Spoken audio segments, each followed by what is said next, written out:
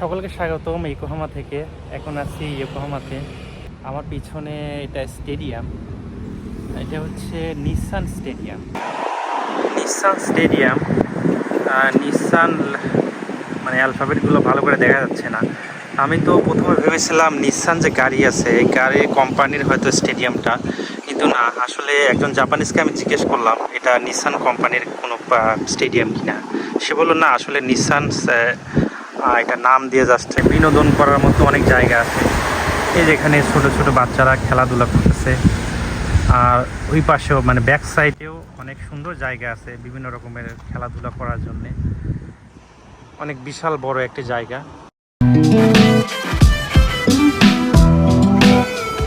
এখন মোটামুটি 5:30 বাজে।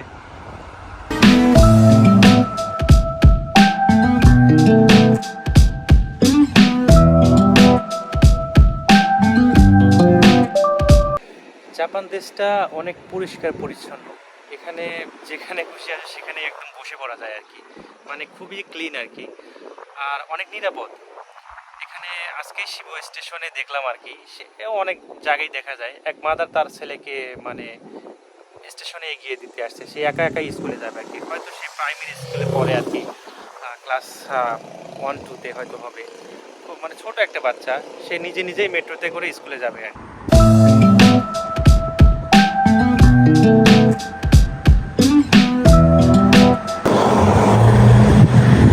এখানে পাহাড়ের উপরে বাড়ি দেখা যাচ্ছে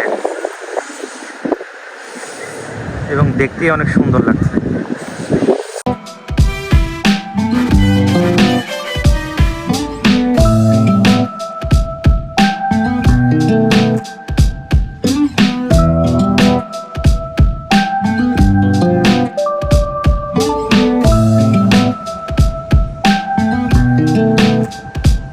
সন্ধ্যা লেগে গেছে, এখন বাসার দিকে রওনা হচ্ছি।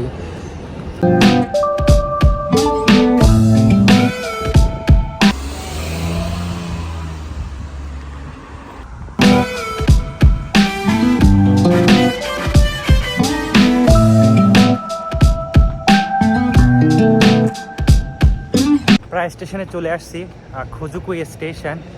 এখান থেকে ইয়োকোহামা লাইন দিয়ে যাব হচ্ছে কিকুনা থেকে শিবুয়া থেকে শিনজুকু স্টেশন। পাশে টিকিট কাটা মেশিন। এটা প্ল্যাটফর্ম 3 ইয়োকোহামা লাইন, বাট এটা আমার কাছে ইয়ামানাতো লাইনের মতোই লাগে, মানে কালারটা একই রকম। 3 নম্বর প্ল্যাটফর্মে আসবে ট্রেন।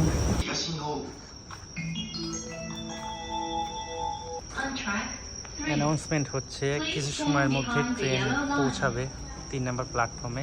চলে এসেছে মেট্রো।